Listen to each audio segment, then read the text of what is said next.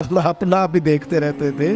گرچہ آئینہ دیکھنا بری بات نہیں، لیکن صرف اپنا آپ ہی دیکھتے رہنا اور ہر وقت دیکھتے رہنا خدا مجھے ایسی خدائی نہ دے کہ اپنے سوا کچھ دکھائی نہ دے.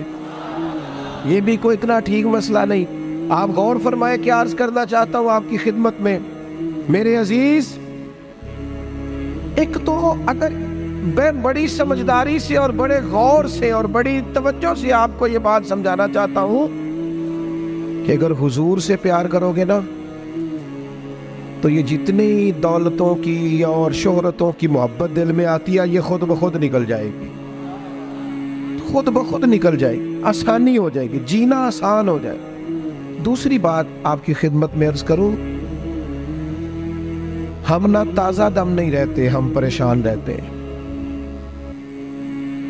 ہم بور ہوتے ہیں، ہماری طبیعتیں بعض اوقات جلد بازی کرتی ہیں، ہم بعض اوقات الجھ جاتے ہیں، قرار تلاش کرتے ہیں. اس قرار کو تلاش کرنے کے لیے پھر بعض لوگ الٹی سیدھی موویز دیکھتے ہیں. بعض لوگوں کا خیال ہے کہ شاید میں کوئی لطیفہ سنوں گا تو معاملہ ٹھیک ہو، پھر اس کا نتیجہ بھی نکلا ہے لطیفے سننے کا. اب لطیفے سنانا بھی اتنا بڑا کام ہو گیا ہے کہ مولوی ہے پگڑی داڑھی والا لیکن اس کے نام کے نیچے لکھا فنی مولوی. خدا کے بندے یہ سنجیدہ اسٹیج ہے، دیندار لوگوں کا کرنے کا کام ہے، آپ کیا کر رہے ہیں؟ مولوی بھی فنی ہوتا ہے، 6 معنی دار کہ ہمارا مزاج تھا ہر چیز شغل میلہ، ہر چیز ہنسنا الجھنا. میرے عزیز ہم چونکہ سکون چاہتے تھے، کچھ نے ادھر ادھر کی مووی دیکھ لی، کچھ نے ہنس لیا، کچھ سیر کو چلے گئے، کچھ کا خیال تھا کھانے کھا لیں گے تو سکون آ جائے گا. یاد رکھنا ان چیزوں میں سکون نہیں ہے، ان میں تو آپ الجھتے جائیں گے. مزید تو سکون کہاں ہے، قرار کہاں ہے؟ آپ کبھی صحابہ کی زندگیاں دیکھیں نا، حالات جس طرح کے بھی تھے نا، ان کو جو سکون ملتا تھا وہ رخ مصطفیٰ سے ملتا تھا. ان کی طبیعت پوری لگ گئی تھی کہ حضور علیہ السلام کی جو یادیں ہیں وہ دل کو تازہ کرتی. ان کا خیال تھا کہ بہار اگر کسی چیز کا نام ہے تو وہ ذکر مصطفیٰ ہے، یاد مصطفیٰ ہے اور دیدار مصطفیٰ ہے. اعلیٰ حضرت مفتی ہیں، فتویٰ دیتے ہیں. اعلیٰ حضرت مفسر ہیں، فتویٰ دیتے ہیں. اعلیٰ حضرت مفسر قرآن ہے. کنز الایمان بذات خود ایک تفسیر ہے، ترجمہ ہی تفسیری ہے. اعلیٰ حضرت محدث ہیں. وہ جب احادیث مبارکہ کا حوالہ دیتے ہیں تو یوں لگتا ہے کہ جیسے بڑی گہری نظر ہے ان کی، راویان حدیث پر بھی گہری نظر ہے ان کی، راویان حدیث پر بھی، اصول پر بھی، اور حافظہ بھی مضبوط ہے حفظ حدیث کے لحاظ. ساری چیزیں ان کے پاس تھیں، لیکن وہ پتہ کیا کہتے تھے؟ کہتے تھے یہ جو میرا دل چمکدار ہے نا، اور یہ جو میری طبیعت ہلکی پھلکی ہے، اس کی وجہ یہ ہے کہ ان کی مہک نے دل کے غنچے کھلا دیے.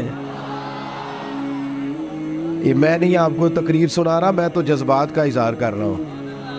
ان کی مہک نے دل کے غنچے کھلا دیے ہیں. تو کیوں غنچے کھلا دیے؟ کہتے میرے نبی کا کمال یہ ہے کہ وہ جس راہ چل دیے ہیں کوچے بسا دیے. وہ جس راہ بھی چل دیے ہیں کوچے، حضور پر تھوڑا گزر جائے تو کام ہو جاتا ہے. قرار، سکون، سارے دکھ مٹ جائیں گے اگر دل حضور سے لگا لو گے، اگر محبتوں کا مرکز رسول پاک کو بنا لو گے. آپ دیکھیں احد کے میدان کے اندر کافر نے ایک بڑی عجیب سازش کی مسلمانوں کو پریشان کرنے کے لیے. اور بھئی آپ لوگوں کی وجہ سے اگر اتنے لوگ تکلیف میں ہیں تو آپ کو سمجھ جلدی سے بیٹھ جائے جی، جلدی سے جی، فیصلہ کرنے میں اتنی دیر، اللہ آپ کو سلامت رکھے، بیٹھ جائیں جی.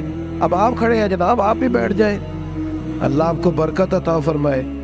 اچھا ایک بندہ محفل میں کھڑا ہو جاتا ہے موبائل لے کے، اللہ انہوں سمجھنا چاہیے کہ باقی سارے کل بھی ہیں موبائل. خدا کے بندے آپ کی وجہ سے اتنے لوگ پیچھے اگر پریشان ہیں تو آپ کو سمجھنا چاہیے اس چیز کو. اللہ تعالیٰ آپ سب کو ہنستا اور مسکراتا رکھے. نبی پاک کی ذات سے جب آپ کی کامل وابستگی ہو جائے گی نا تو حضور کی ذات والا کا پیار، اور پیار لاروں والا نہیں ہونا چاہیے خالی جلسے محفل میں اور مائک ہاتھ میں آیا تو عشق کا دعویٰ تگڑا، خالی اس طرح نہیں.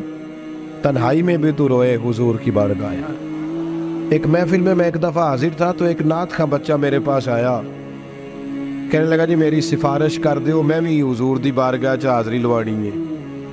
मैं कहा पुत्र तू घर जाके पढ़ लै, उत्थे भी हाज़री लग जाएगी कि 4000 बंदा चाहिए हाज़री लवाने लई। हुजूर की बारगाह में तो जहाँ बैठ के भी पढ़े हाज़री लग जाती है। इसके लिए क्या साज संवर के मजलिस ही फकत हो तो हाज़री लगती है? ये भी आला हाज़री है, पर वो तो वल्लाह वो सुन लेंगे और फरियाद को पहुंचेंगे हम। बस इतना तो हो, कोई फरियाद करे दिल से, तू बात तो दिल से कर।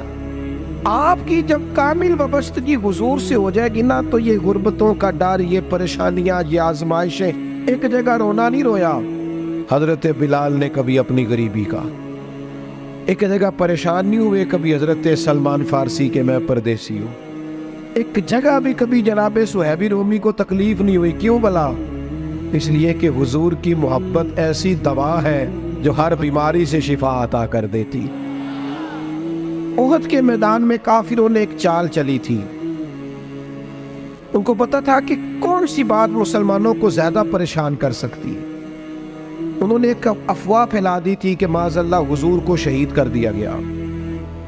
उसकी वजह से शदीद परेशान हुए सहाबा, और जंग के जो नतायज बरअक्स आए उसकी बड़ी वजह यह अफवाह भी बनी।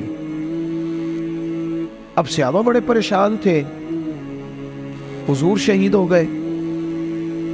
कुछ लोग ना मैदान उहद से जब वापिस आ रहे थे ना, जंग खत्म होने के बाद, एक खातून जा रही थी मैदान जंग की जानिब। औरतें अपने मिजाज के लिहाज से कमजोर होती हैं कल्बी तौर पर, और बड़ी खूबसूरत बात लिखी है उलमा ने, कहते हैं औरत के दिल में दर्द ज्यादा होता है ना, प्यार ज्यादा होता है, और ये जो वो कमजोर वाकया हुआ इसे ऐब ना समझो।